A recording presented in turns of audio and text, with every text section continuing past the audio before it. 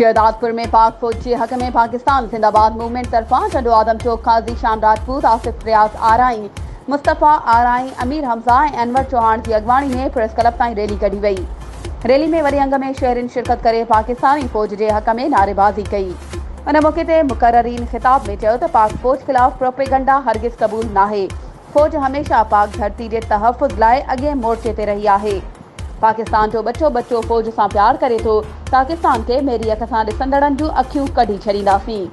हुननि चयो त पाक फौज दुश्मन अंसरनि के नापाक इरादनि के कॾहिं भी कामयाब थियण न ॾींदी। असां पाक फौज सां ॿांह ॿेली तौर गॾु बीठल आहियूं। हुननि मुतालबो कयो त पाक फौज खिलाफ़ ॻाल्हाईंदड़ सियासी पार्टियुनि ते पाबंदी लगाई वञे। वधीक ख़बरूं ऐं अपडेट्स के लाइ असांजे चैनल के सब्सक्राइब कयो ऐं हाँ बेल आइकन के प्रेस करण न विसारजो त जीअं असांजी हर नई अचण वारी वीडियो तव्हां ताईं पहुची सघे।